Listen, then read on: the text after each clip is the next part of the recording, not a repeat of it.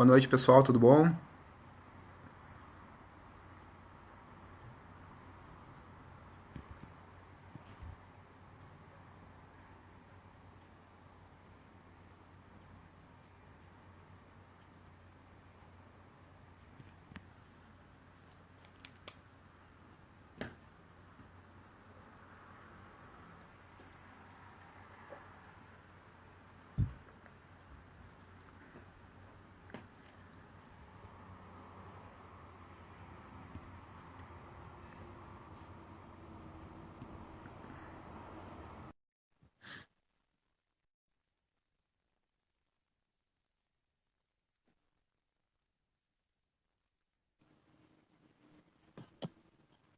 Bom, E aí, Laiana, tudo bom? e aí, Guga? Estamos de uniforme? Tamo. O meu é um pouco mais escuro que o teu só. É. E aí? Tudo certo aí, tua iluminação acho que tá ok. O pessoal tá Ótimo. entrando, o pessoal tá entrando aos poucos, vamos esperar dar bem certinho agora às 19 horas. Aí, Esperar quem sabe os. 19h01 a gente começa, pode ser? Tá. Esperar os 1.000 viewers. Isso. Aí a gente começa a falar.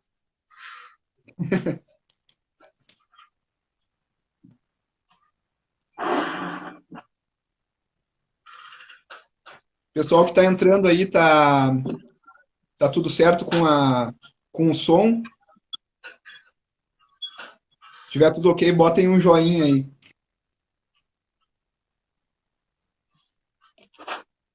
Tudo certo, então. Se ninguém reclamou, tá bom, né? A Ana já botou aqui que tá ok. Beleza.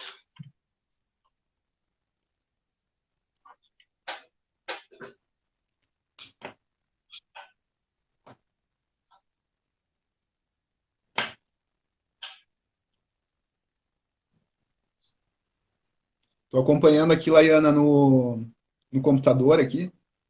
Ele tem Uhum. um delay aí de uns 5, 10 segundos aqui em relação à gravação. Tá, eu acho que eu nem vou abrir pra não ficar me distraindo com as mensagens, vou me perder aqui. Tá, tranquilo. Eu vou até deixar aqui, caso eu leia alguma pergunta, eu anoto pra gente responder no final. Aham.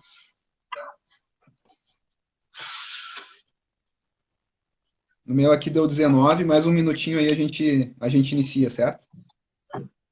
Tranquilo.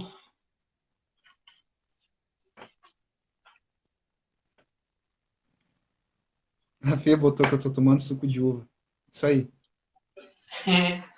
Então, o meu tá aqui, eu tô um pouco receosa de começar a beber e começar a falar bobagem, ou me perder, mas a gente vai vendo, né, ao longo da transmissão. Mas daí fica mais divertido, acho que o pessoal vai gostar mais.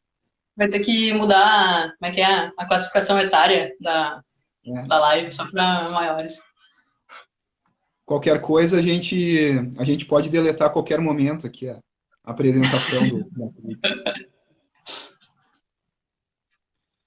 Então tá, pessoal, agora 7:01, vamos dar início para ser mais ou menos pontual.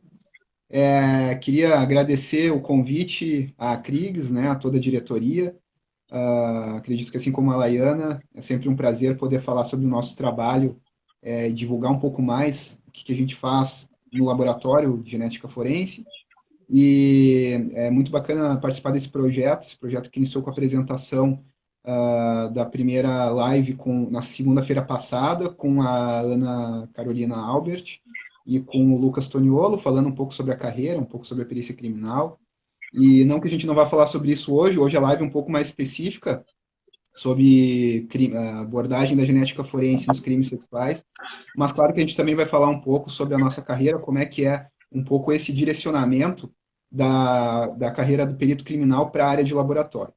Então, fiquem à vontade, vocês podem ir mandando perguntas, a gente vai ter um espaço daqui, mais ou menos a metade da apresentação, onde a gente vai responder mais diretamente as perguntas que vocês fizerem, mas podem ir mandando que a gente vai anotando aqui durante as falas, tá bom?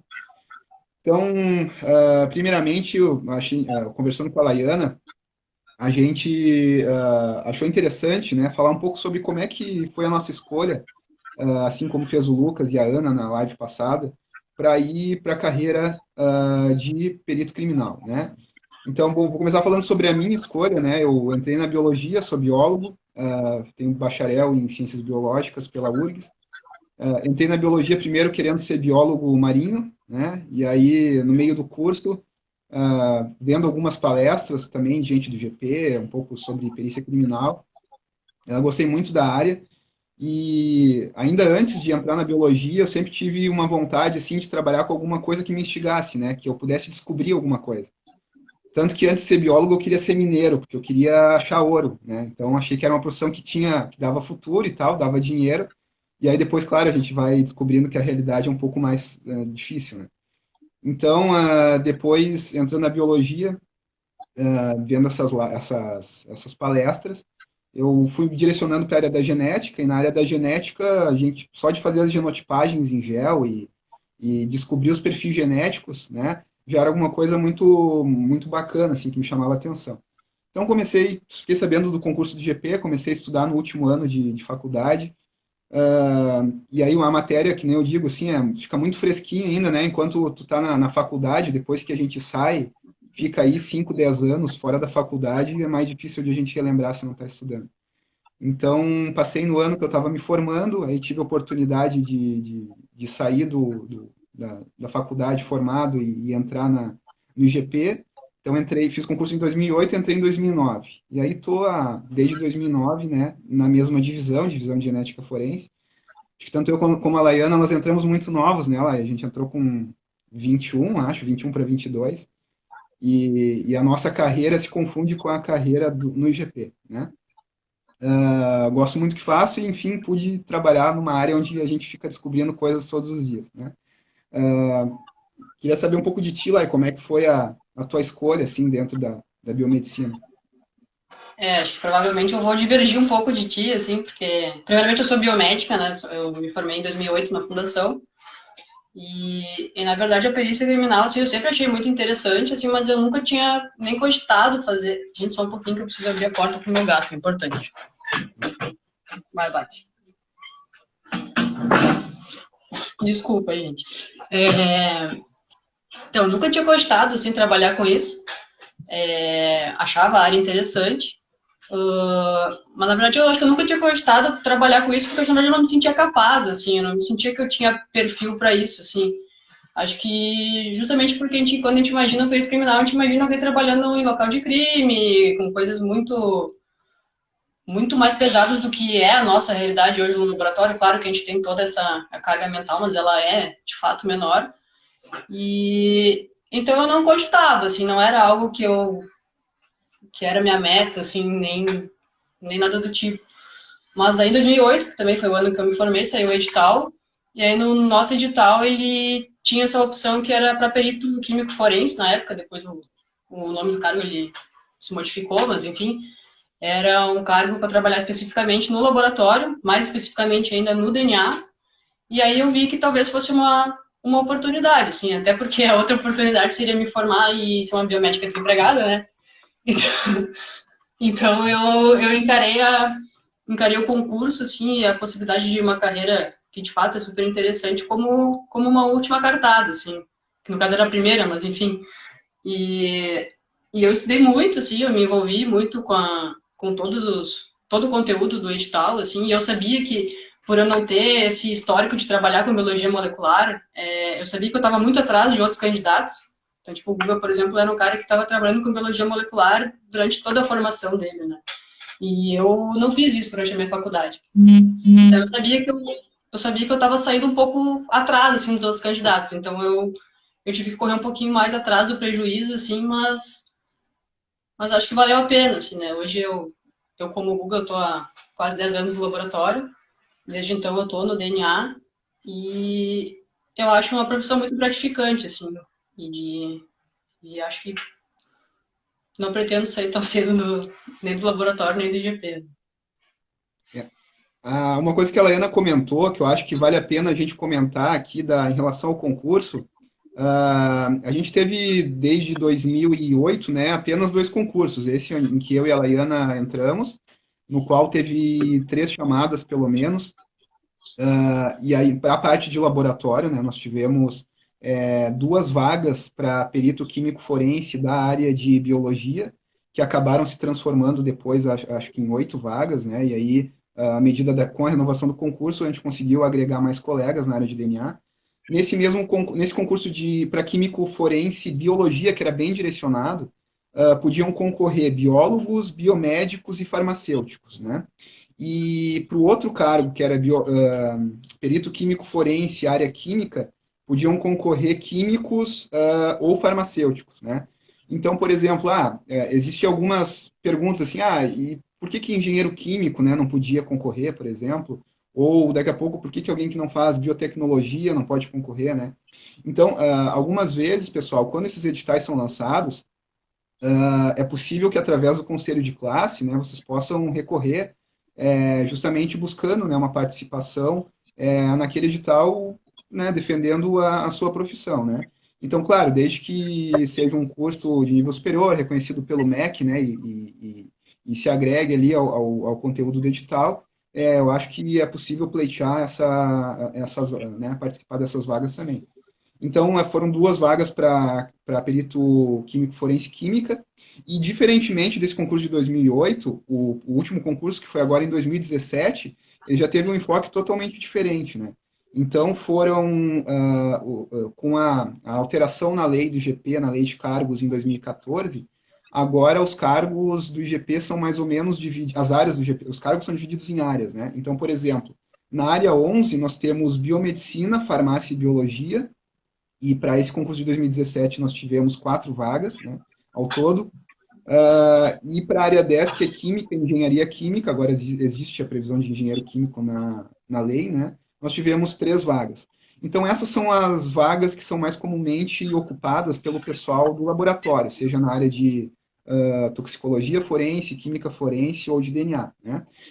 Qual é a grande diferença, acredito eu, entre 2008 e 2017 em termos de concurso? Para o concurso de 2017, por exemplo, eu e a Laiana, que tínhamos mais noção aqui de, talvez, não sei, biologia, um pouco de toxicologia, temos que estudar bem mais, o candidato tem que estudar bem mais conteúdo, né?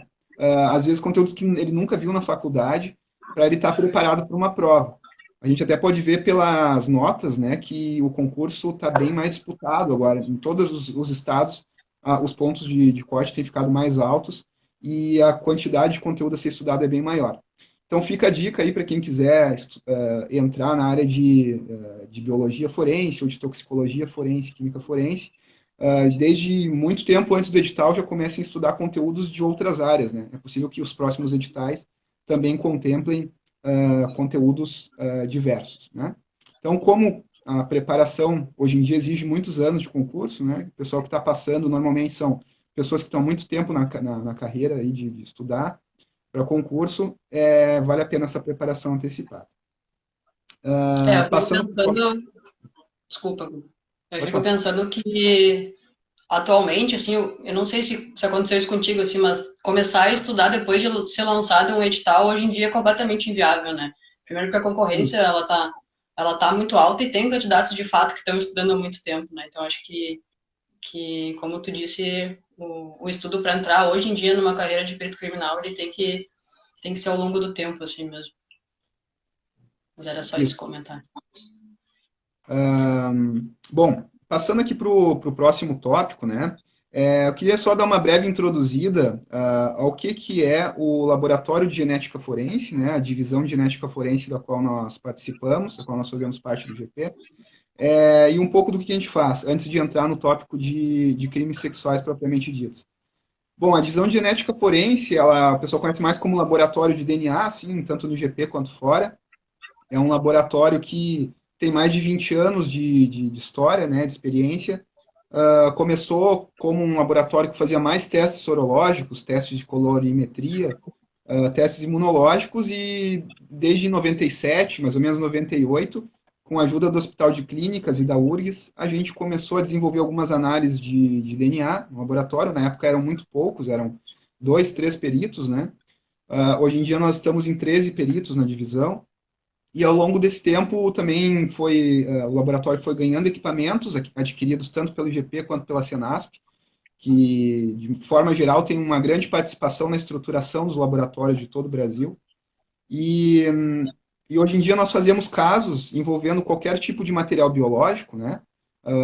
Por exemplo, que se possa tirar DNA daquele material. E vocês imaginem que boa parte das cenas de crime tem uma grande quantidade de material biológico, né?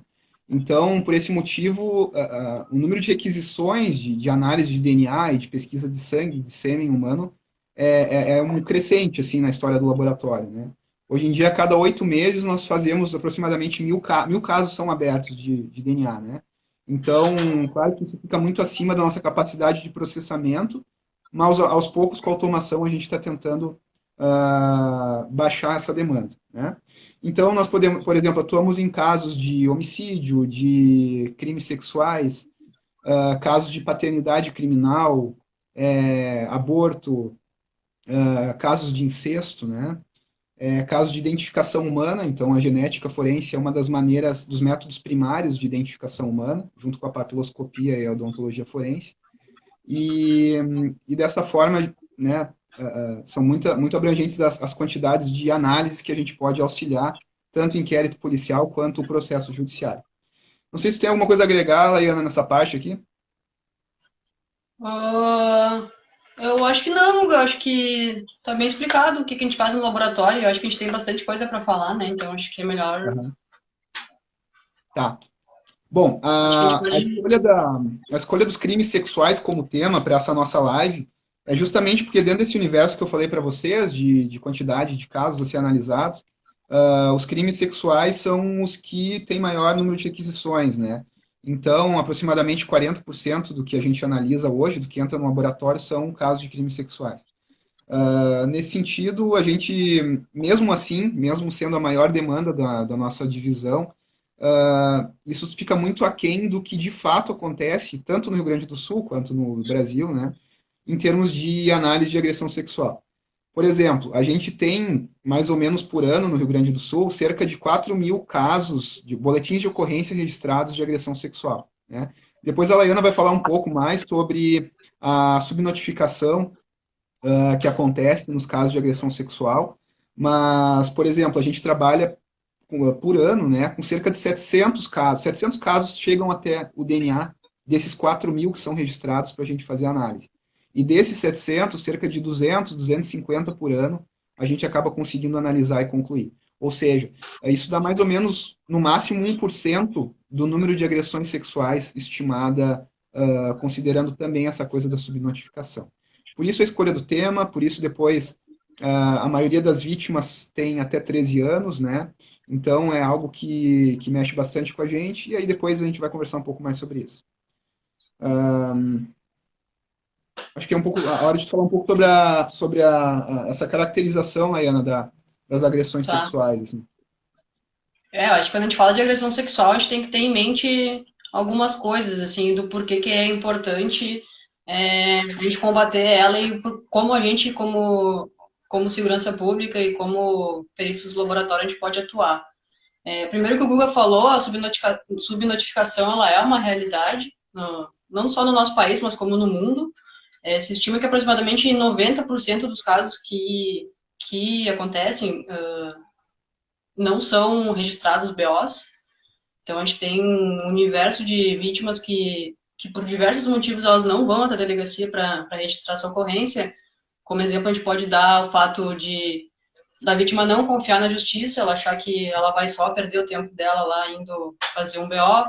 Outros motivos é a vergonha que a vítima tem. Muitos casos, como a gente vou falar depois um pouquinho, os agressores são pessoas do convívio dela, então maridos, namorados. Então essa vítima ela já sabe que para provar o crime dela vai ser uma palavra dela contra a palavra do agressor. Então vários motivos fazem com que essa vítima não vá lá e registre a sua ocorrência, né? Então, é um fator que a gente tem que levar em conta quando a gente está avaliando os números de agressão sexual no Brasil e no mundo. O que o Guga falou é que de fato, a maioria das vítimas elas são menores e a subnotificação ela é maior nessa faixa etária também, porque muitas vezes as vítimas elas são estupradas por familiares e às vezes até pela pouca idade elas nem sabem o que está acontecendo, então a subnotificação de fato ela ocorre mais nessa faixa etária. Outro dado que eu acho que é interessante também falar sobre os crimes de estupro é que se acredita que aproximadamente 40% das vítimas elas vão ser vítimas de novo. Justamente porque existe, né, existe esse fato de que a maioria dos crimes eles são cometidos por indivíduos que são conhecidos da vítima. Acho que outro assunto que a gente poderia entrar nos casos de agressão sexual é o fato de existirem muitos agressores que são seriais, né? Então a gente sabe que diversos agressores eles cometem crime com diversas vítimas. A gente tem alguns exemplos brasileiros e até aqui do estado que são bem famosos. Um deles é o Maníaco do Parque. Eu acho que todo mundo que viveu os anos 90 lembra claramente assim dos crimes cometidos por esse indivíduo. Ele é um indivíduo que em São Paulo ele cometeu diversos crimes de estupro e homicídio de mulheres. Eu acho que eu tenho esse dado aqui.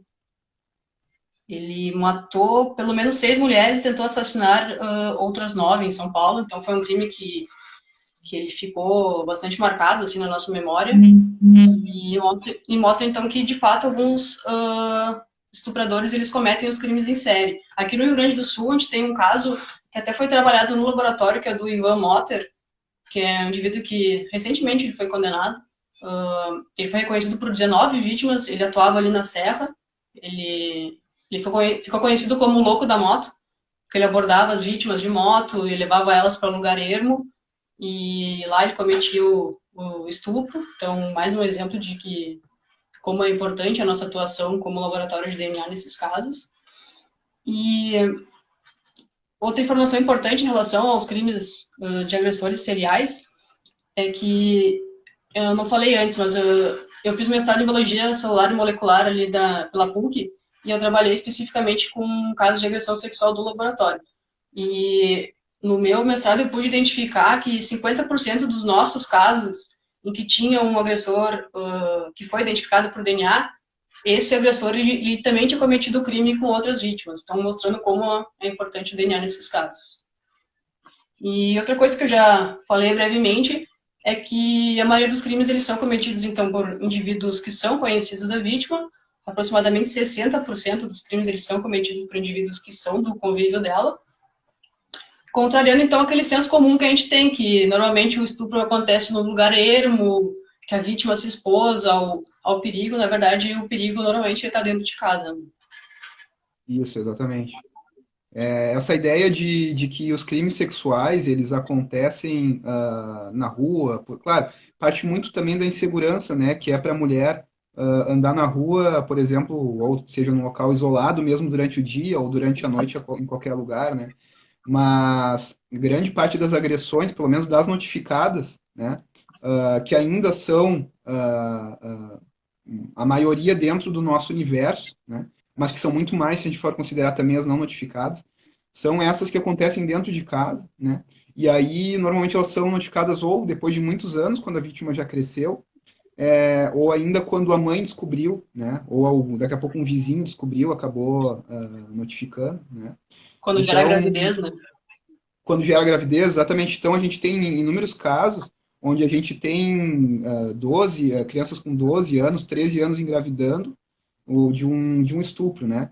Eu me lembro de um caso onde eu fui fazer uma coleta no Hospital Presidente Vargas, que é uma referência aqui em Porto Alegre para vítimas de abuso sexual, onde eu tinha que receber do médico que estava lá, né, o produto do aborto de uma menina de 10 anos.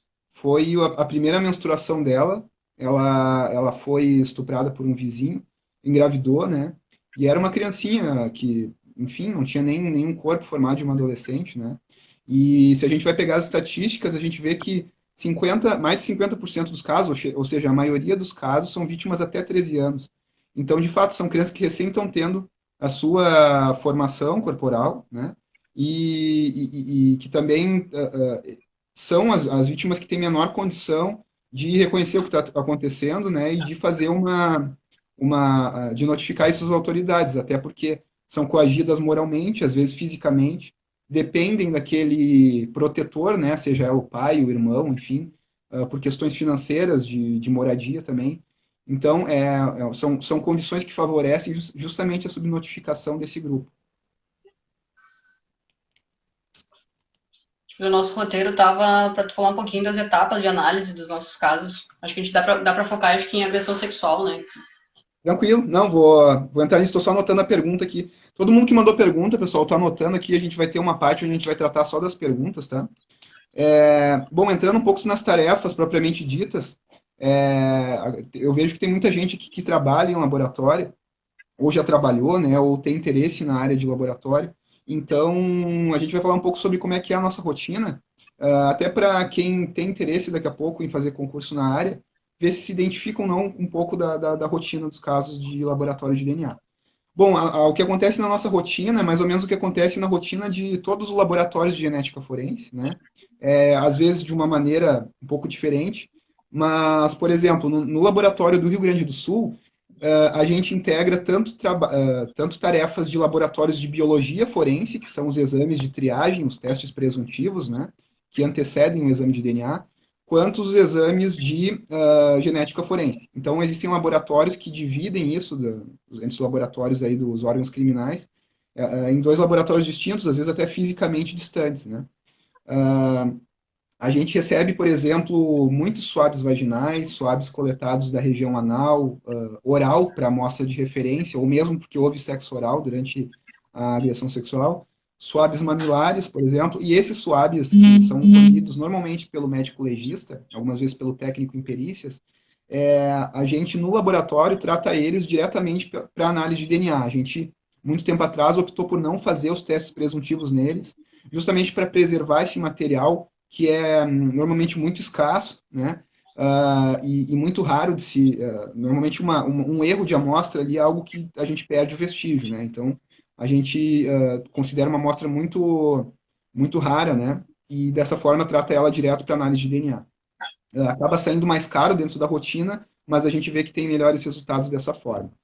A gente recebe também vestes da vítima, às vezes junto com esses swabs, ou às vezes são casos onde não foi coletado por circunstâncias diversas swabs vaginais da vítima e acaba depois a vítima encaminhando para a delegacia de polícia ou mesmo no posto médico legal aquelas vestes para perícia.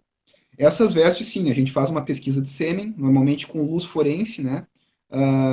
Alguns lugares usam lanternas forenses, enfim, fonte de luz alternada, né? Tem vários nomes, né, para essas luzes que têm diferentes cores. A gente utiliza óculos também com alguns filtros de comprimento de onda e consegue visualizar melhor dentro daquele objeto o vestígio que para nós é algo que é o sêmen do agressor, né, ou qualquer material biológico que possa ter sido deixado por ele depositado nessa veste.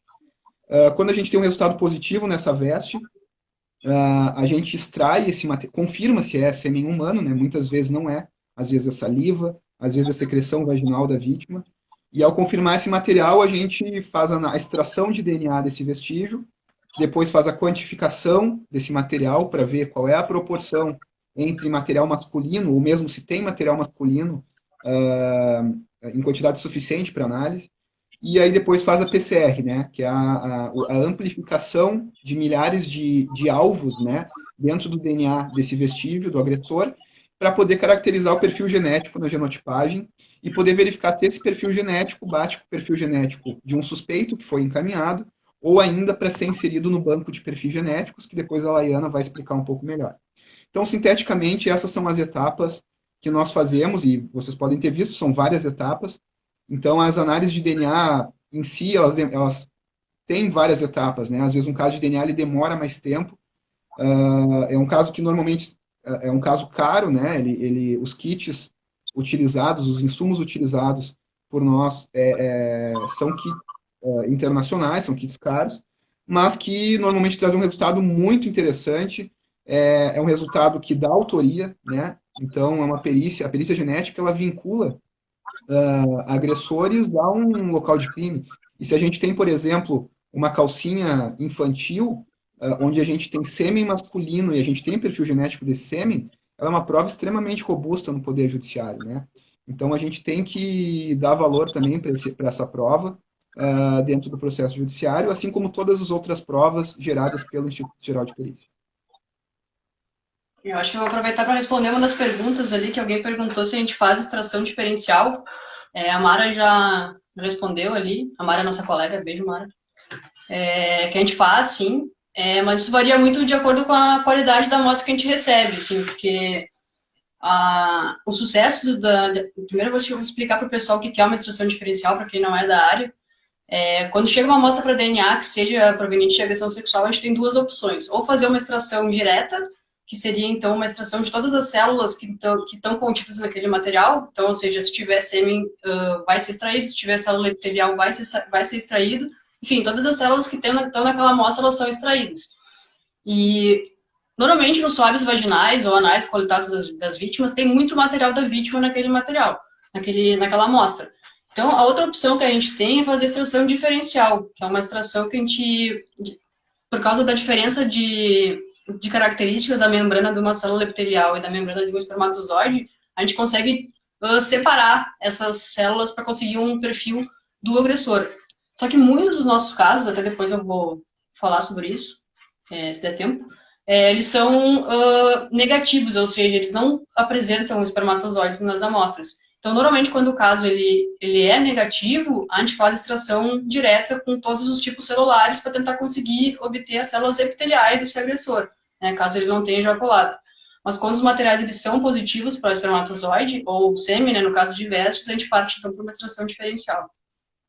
E outra coisa que eu anotei aqui para falar é que as vestes, que o Guga mencionou, normalmente eles são provas muito importantes em casos de agressão de crianças, né? Porque como é uma criança e às vezes não sabe que sofreu um abuso, às vezes demora muito para descobrir que aconteceu isso. E aí, coletar um swab vaginal ou um swab anal dessa criança é inviável porque a prova já se perdeu. Então, nesses casos de criança é bem importante, né, as vestes. Até para ilustrar um pouco do que a Laiana está falando, quando a Laiana fala veste, só para vocês terem uma ideia do tipo de materiais que a gente recebe no laboratório. A gente recebe, por exemplo, fraldas. Aí você pensa, como fraldas? Bom, tem bebês que são abusados, né?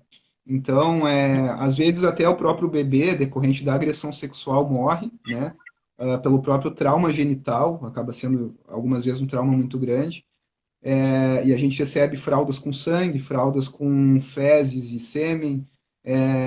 São casos assim que são casos difíceis de se trabalhar, né? A gente fica imaginando o quanto daqui a pouco a vítima sofreu naquela situação, mas assim como também é interessante falar que a gente recebe vestes, né, roupas de vítimas adultas de diversas formas, vestes compridas, vestes casacos, macacões, até um pouco desmistificando aquela ideia que se tem de que as vítimas elas foram estupradas porque elas usavam uma roupa curta, né? Então, inclusive, alguns trabalhos assim em outros países mostram que não existe nenhuma associação entre o tipo o tipo de roupa, né, que o vítima utilizava no momento da agressão sexual, né? E muito embora a gente tenha esses dados, uma pesquisa, uma pesquisa nacional aqui mostrou que a cada 3 brasileiros, um deles acredita que a culpa é da vítima, né? Justamente pela roupa que usava ou pelos hábitos, pelos comportamentos, enfim, da vítima, né? Considerando aqui, quando a gente fala de vítima de agressões sexuais, a gente tem um universo de cerca de 90% de vítimas do sexo feminino e apenas 10% de vítimas do sexo masculino, né? E também a mesma coisa, em 90% dos casos o agressor é do sexo masculino e em 10% alguém do sexo feminino que acaba abusando por meio de objetos ou por meio de algumas outras práticas sexuais, né?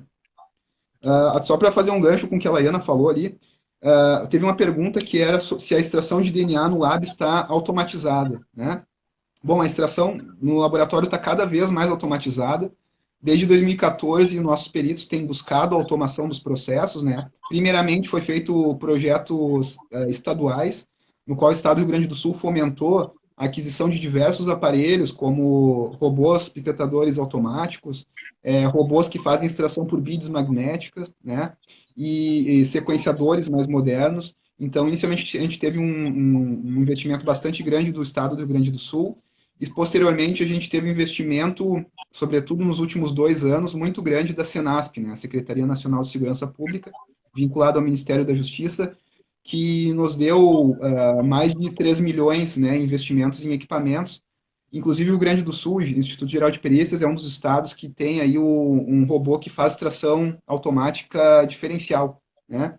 É um equipamento que, junto com a Polícia Federal e juntamente com São Paulo, só existem esses três na América Latina, e que nós em breve receberemos o treinamento para iniciar o processamento do backlog. Depois mais eu vou falar um pouco sobre isso. Eu acho que dá para aproveitar para responder a Marzotto, que ela fez uma pergunta ainda na temática de sêmen. Ela perguntou se sêmen em vestes, depois de lavado, a gente consegue perfil. Boa. Né?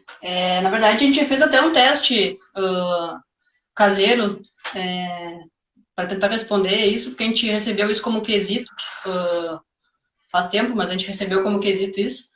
Até vou resumir brevemente o caso. Era um caso que um indivíduo do sexo masculino, ele foi assassinado, era um homicídio, e suspeitavam que tinha sido algum outro homem que tinha se relacionado sexualmente com ele, que tinha praticado o crime. Aí foi encaminhado para a gente o lençol desse crime, e como o Guga falou, a gente procedeu à análise de pesquisa de sêmen com nossas lâmpadas forenses. A gente identificou que tinha muitas manchas que eram compatíveis com sêmen, né? Depois a gente testou e viu que era. E não fazia muito sentido, assim, tantas manchas num lençol que, segundo a empregada da casa, ela tinha colocado aquele lençol naquele dia na cama. E fazendo depois o DNA dessas manchas, a gente viu que todas as manchas pertenciam a um mesmo indivíduo que era suspeito do caso. E só que esse indivíduo, ele negava, ele disse que não tinha mantido relação sexual naquele dia, então a delegada ela nos fez esse quesito para verificar então se sêmen lavado ele continuaria dando positivo e continuaria dando perfil. E daí a gente foi para a literatura, não sei se a Tati estiver assistindo aí, esse caso foi junto com a Tati. Então a gente foi para a literatura, foi buscar e viu que sim, que de fato o sêmen lavado ele continuava dando positivo, e a gente fez um teste caseiro para verificar e de fato o sêmen ele persiste. Então, toda vez que o pessoal aí estiver pensando em ir no motel, repense. A gente abordou muito nela até agora a coisa do vestígio, né? A abordagem de como o vestígio é tratado aqui no laboratório. Mas é importante falar também um pouco como é que sobre a nossa rotina, né? Como é que é a nossa escala de trabalho também para as pessoas saberem. Assim como a realização das perícias externas, que também o perito de laboratório realiza, quais tipos, né, que ele faz, e coisas desse tipo para as pessoas também verem como é que é a rotina do laboratório, se para elas é interessante fazer o concurso para a área de laboratório ou para a área criminal.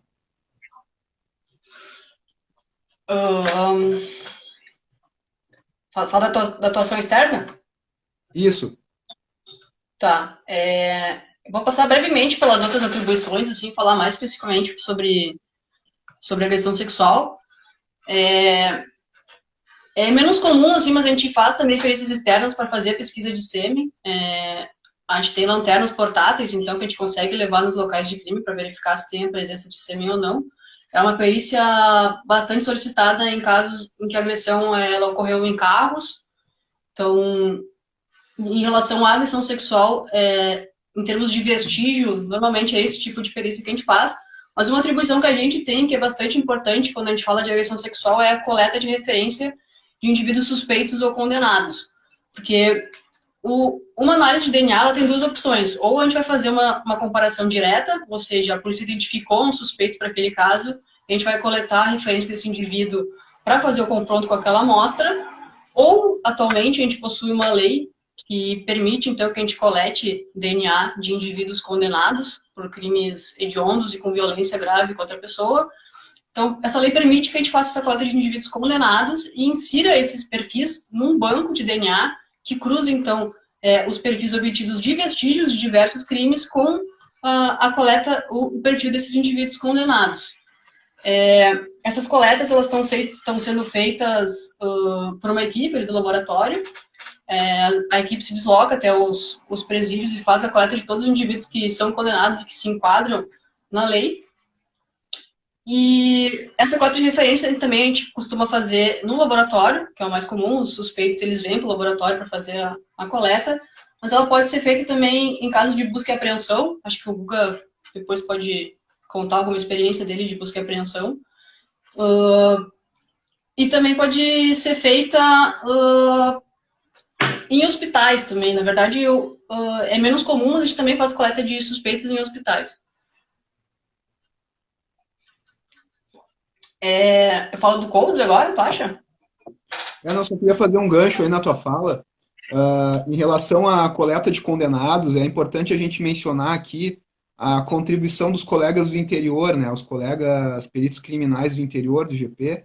A gente teve o início dessas coletas das casas prisionais pela região ali de Santa Maria, né, primeiro pela 8ª regional da região da SUSEP, né, para fazer essas coletas. Na sequência, nós tivemos a coleta na região da Serra, e na região da Serra nós tivemos a primeira vez o treinamento de colegas do interior, dos postos de Vacaria, Bento e Caxias, que foram fundamentais no auxílio, né, à coleta também dos condenados nos presídios de Caxias, ali nas regionais ali, né, de Caxias e depois em Bento Gonçalves. E para mencionar também que as próximas coletas, né, já que o objetivo é coletar toda a massa carcerária do Rio Grande do Sul, de acordo com o projeto original, a gente vai precisar treinar também os colegas de todo o interior, né? Também os colegas da capital, para que as recoletas nos presídios, né, dessa população carcerária que se enquadra na Lei 12.654 de 2012, ela seja feita por esse pessoal do interior, porque fica inviável depois as recoletas para manutenção para manutenção, né, dos presos do interior, que seja feita exclusivamente pelo pessoal da capital, né? Então, a parceria também, vejo o colega mencionou ali, com o pessoal da SUSEP, né? Também muito importante, nos abriram as portas em todas as situações, tanto os diretores das casas prisionais, assim como a maioria dos juízes também do interior foram muito parceiros no sentido de viabilizar as coletas, né? E nós ainda estamos com uma certa dificuldade de coletar aqui nos presídios da capital, mas acredito que em breve isso vai se resolver, né? Uma questão muito pontual.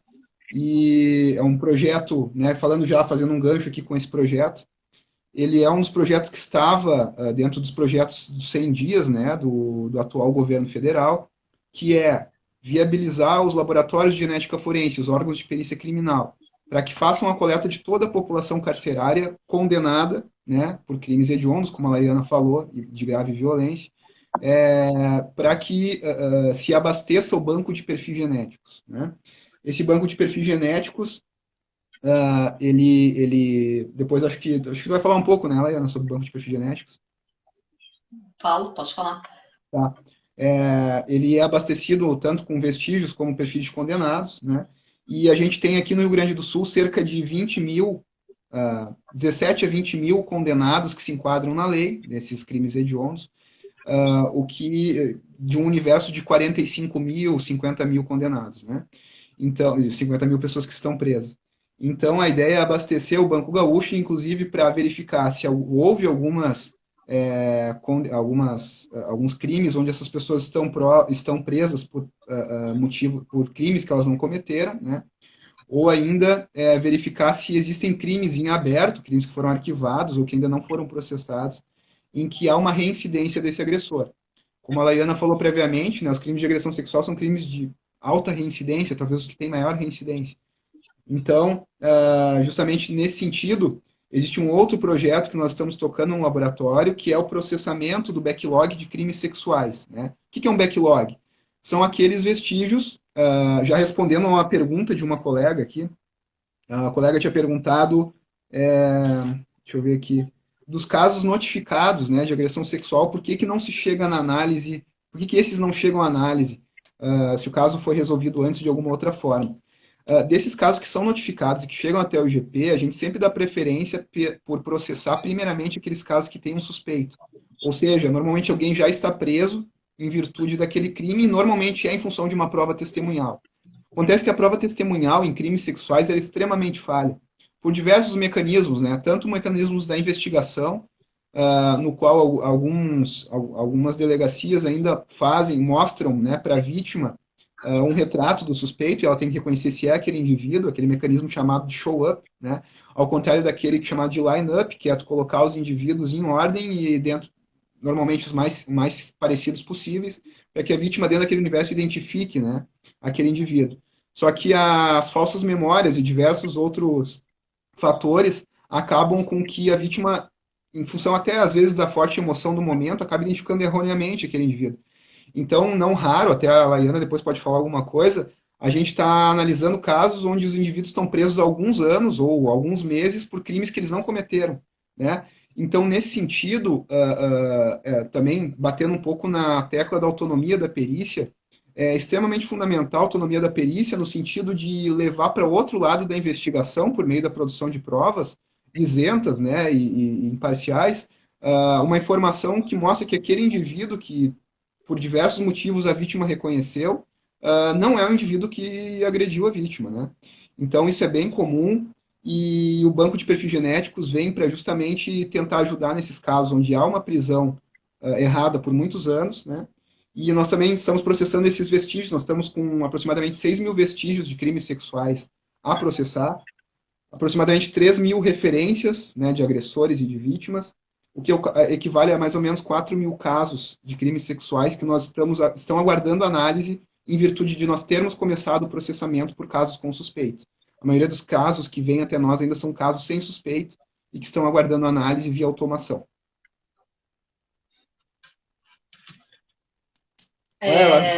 Vou falar um pouco da deficiência ali, né, da análise do backlog. Acho que eu vou falar um pouco do Codes mesmo, porque tudo isso que a gente falou, assim, esse nosso esforço de fazer a coleta dos condenados e processar esse backlog, ele não faria sentido nenhum se a gente não tivesse a ferramenta do Codes, né?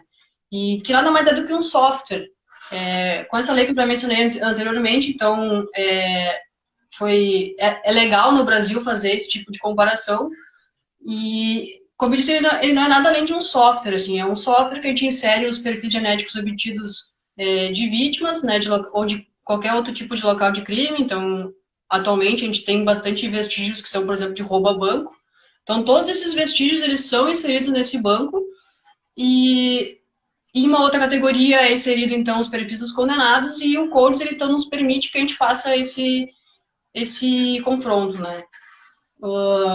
Só para falar um pouco de números, assim, atualmente, aqui no nosso banco do Rio Grande do Sul, a gente já conseguiu inserir aproximadamente 4 mil perfis de condenados.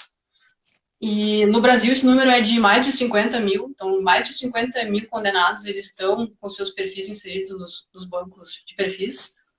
E em relação aos vestígios, aqui no Rio Grande do Sul, a gente tem aproximadamente 1.200 vestígios. Eu não sei exatamente qual é a proporção de vestígios que são de crime sexual, mas acredito que seja uma porcentagem bastante relevante desses vestígios. E no Brasil, mais de 10 mil vestígios, né, têm os seus perfis inseridos nos bancos. Então, tudo isso que a gente falou, desses projetos, ele é, na verdade, para fomentar a inserção de perfis nesse banco, né? Uma das perguntas que fizeram, Laiana, foi justamente se a alimentação do banco ela tem aumentado a solução de casos, né? Nitidamente, assim, se a gente vai verificar, por exemplo, o Banco Nacional de Perfis Genéticos, a gente tem um aumento exponencial, né, com a inserção de vestígios de condenados na taxa de coincidência, né, que é o banco de perfil genético, só para explicar, né, é um banco que vai comparar todos os vestígios criminais com todos os vestígios criminais do Brasil, assim como com todos os condenados, né? Então a gente consegue, através desse cruzamento múltiplo, solucionar diversos crimes que estavam arquivados, né? A gente tem casos aí de outros estados que solucionaram agressores em série de mais de 50 vítimas, né? A gente tem casos que estavam arquivados há mais de 10 anos, como o caso da Raquel Onofre, no Paraná, que estavam sem solução e através do banco foram resolvidos. Então a gente tem uma esperança muito grande de que o processamento do backlog aqui no Rio Grande do Sul, assim como a inserção dos condenados, resolva uma série de crimes que estavam arquivados e sem solução, pelo menos dando um sentido, né, para as famílias e para toda a sociedade de que mais cedo ou mais tarde há uma solução para aquele crime em tela. Né? Acho que não só isso, né? A gente já viu acontecer, inclusive aqui no Rio Grande do Sul, pelo banco de descobrir que tinha indivíduos que estavam condenados a diversos anos injustamente, né? Então o banco, ele, além de ter esse papel de identificar agressores e conseguir punir eles dentro da lei, ele também tem esse papel de conseguir identificar que talvez no nosso sistema prisional tenha pessoas de fato inocentes. Uhum. Laiana, agora a gente está com 13 minutos aqui para o fim da live. Quer falar um pouco aqui sobre a tua análise de como é composto esse backlog das nossas amostras? Pode ser. Acho que já falei brevemente, né, que a maioria dos nossos casos que a gente tem no laboratório, eles são negativos para a presença de espermatozoide e outros marcadores que indiquem, então, a presença de material masculino nessa amostra. Então, provavelmente isso vai ser um desafio para a gente. Na verdade, o Google, há pouco tempo, ele pediu para fazer uma revisão da bibliografia, assim, para verificar como é que os outros países eles estão lidando com os seus backlogs. E a gente pode notar que em outros países, eles trabalham com backlogs só de materiais positivos. Então, a gente vê que, normalmente, na literatura, em outros países, quando eles analisam um número grande de agressões sexuais que estava aguardando análise, eles obtêm mais ou menos uma porcentagem de 50% de perfis genéticos dos agressores. Isso porque eles trabalham só com materiais positivos, né? Então, como a gente tem muitos materiais negativos aqui no laboratório, provavelmente isso o nosso valor, o nosso número de perfis inseridos vai ser um pouco menor. Então, a ideia que o Google me pediu era pensar em como a gente vai lidar com os nossos casos, né? E outro fator que influencia bastante na obtenção ou não do perfil genético é o tempo em que ocorreu a agressão até o tempo da coleta. E isso, assim, analisando os nossos casos, talvez não seja um problema tão grande, porque a maioria dos nossos casos, de fato, eles são coletados nas primeiras 24 horas depois do crime, que pela literatura e pela nossa vivência, a gente vê que é um período de tempo que a probabilidade de se obter um perfil genético do agressor ela é grande. Uhum. Eu acho que a gente pode passar aqui, Laiana, para a parte das perguntas. Eu anotei algumas perguntas aqui que têm resposta bem breve, só para a gente não deixar os colegas também sem resposta. Depois a gente pode falar um pouco invertendo um pouco a ordem que a gente tinha conversado. Uhum. Primeiro, aqui, ó, um colega perguntou se a Bianca Carvalho ainda está no GP. Sim, está. Ela é atualmente nossa diretora administrativa. Uma outra colega perguntou aqui como está a rotina no laboratório de GP com a pandemia. Está normal, todos trabalhando? A gente está trabalhando com o expediente normal do laboratório, a gente está com a equipe reduzida em função de nosso espaço ser um espaço bem pequeno, sem janelas, mas mantendo a análise dos casos, de todos os casos urgentes, né? E tivemos que nos adaptar à força na questão do teletrabalho, mas que a gente está fazendo um pouco do limão à limonada, né? A gente está descobrindo, no meio à crise, uma série de outras oportunidades de se acessar remotamente de casa os próprios equipamentos e outras coisas que eu acho que vão ficar como um legado para o futuro pós-pandemia. Né? Uma outra pergunta aqui do Evan Della Vecchia, também perito agora de local de crime do GP, perguntou a respeito do DNA de contato, né, que foi na série Unbelievable, aquela da Netflix, que é uma série muito boa, até recomendo para fins de quem quer entender um pouco como é que é o processo de crimes sexuais dentro da análise pericial e dentro da análise investigativa. Bom, o DNA de contato é algo relativamente recente dentro da perícia. A sensibilidade das técnicas permitiu que, através do suor, né, dos dedos, do contato das digitais, a gente consiga DNA livre, né, a partir dessas pessoas. Só que isso também, ao mesmo tempo, reforça a necessidade da cadeia de custódia. Né? De nada adianta a gente ter um aumento na sensibilidade se não se cuida da cadeia de custódia desde o início. Ou seja, se aquele indivíduo que, ao chegar no local de crime, um policial, que seja qualquer agente, tocou naquele volante ou tocou em diversas partes do carro sem a luva, né?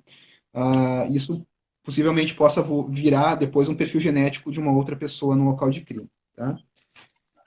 E um outro colega, por fim, perguntou se a gente precisa andar armado. Pode responder essa aí lá, quem sabe? É, o nosso cargo ele permite que a gente ande armado, mas fica a opção do perito. Na verdade, eu acho que o pessoal que trabalha mais em local de crime, mais que faz mais externos, eu acho que o pessoal acaba optando por andar armado, mas a gente não é obrigado, mas a gente pode. Uhum. Eu vi que teve uma pergunta ali se aumentou os casos agora por causa da pandemia. Eu acho que talvez a Vivian ela tenha relacionado isso com o fato de ter aumentado, né, os números de agressões das mulheres, provavelmente porque o pessoal está ficando mais em casa mesmo. Mas eu acho que, em termos de números, eu não sei se tu viu isso, né? Se tu viu que Não, aumentou os números de agressão sexual. é que existem duas coisas, né? Existe o número de casos que acabam chegando até o laboratório e a gente acaba, por meio do nosso sistema interno, detectando de que houve um aumento real, e existe a subnotificação que a gente falou, que é inerente aos casos de crimes sexuais. A gente imagina que os casos de crimes sexuais de fato tenham aumentado, até em função de os supostos agressores, que são normalmente os familiares, estarem dentro do mesmo ambiente. Aí vocês até podem se perguntar, mas como assim? A pessoa agride estando todo mundo dentro de casa? Sim, isso acontece. Às vezes acontece com o consentimento da própria mãe, ou enfim, ou às vezes pelo desconhecimento. Às vezes o agressor ele vai durante a madrugada até o quarto da vítima e agride ela e ameaça ela durante muitos anos. Isso é comum de acontecer, né? Então a gente acredita, não temos esses dados, mas acreditamos que deve ter aumentado os casos de crimes sexuais, embora o número de entrada no laboratório não alterou, né? A gente continua recebendo o mesmo número de requisições das delegacias. O Laiana, Kleber, oi, vamos diga. encaminhar para encerrar? Não, o Não, Kleber pode perguntou responder. ali o, é, qual recomendo, eu imagino, onde buscar esses dados, talvez seja isso a pergunta. Ah, tá, excelente, tá. Não, os dados abertos é o seguinte, os dados da própria Secretaria do Rio Grande do Sul, aqui eles não são dados muito fidedignos do que acontece nos crimes sexuais. Os dados que eu vejo que melhor correspondem são aqui, e ainda assim correspondem a uma subnotificação, são aqueles do Anuário da Violência, né? Anualmente nós temos um cruzamento dos dados da saúde com aqueles de ocorrências policiais que são gerados no relatório do Anuário da Violência, né? E ali nós temos a estruturação por estado. Se eu não me engano, o de 2016 ou 2018 é um que tem maior número de dados sobre crimes sexuais. Aí, Lariana, acho que a gente tem que ir se encaminhando já para os encaminhamentos finais, né? A gente vai ter que pular a parte de falar um pouco sobre os casos em função do tempo, mas como com 1 hora a live se encerra, e eu acho que é muito importante a gente falar sobre a política pública, né? E a política de segurança pública do combate à agressão sexual. Vamos focar um pouco nessa parte aí, também sobre as perspectivas para os próximos anos. Então pode falar um Então, pouco, Lariana, sobre rapidamente, assim, rapidamente, eu só queria deixar uma reflexão, assim, que tudo que a gente falou até agora, a gente tratou de segurança pública, né? Então, a gente tratou até agora depois de o crime ter acontecido. E como a gente viu, a tecnologia, ela está aumentando, até teve vários avanços legislativos, assim, no sentido de proteção é, à mulher em relação à agressão sexual. Em 2018, agora a gente viu que teve uma lei que criou vários outros crimes, tipificou crimes como, por exemplo, o pornô de revanche, que é aquilo que o parceiro compartilha a imagem íntima da vítima. Então, mesmo com todo esse avanço tecnológico e legislativo, a gente continua vendo que os crimes eles continuam aumentando. Então, eu acho que para combater a agressão sexual, o caminho ele deve partir para uma mudança de cultura mesmo da sociedade, né? Porque enquanto a gente continuar culpabilizando a vítima pela roupa que ela estava, por se estava bêbada ou não, onde que ela estava, enquanto acontecer isso, a gente vai estar empoderando o agressor. Então, acho que essa é a minha reflexão final. certo. Apareceu aqui, Laiana, que a gente tem 20 segundos restantes, então só queria dizer que as perspectivas aqui para os próximos anos, além dessa expansão do banco de perfis genéticos, é justamente a expansão para o centro de referência de perícias criminais, né, que está sendo construído ao lado da rodoviária, para abarcar maior número de equipamentos, etc., e adaptação às novas tecnologias, né,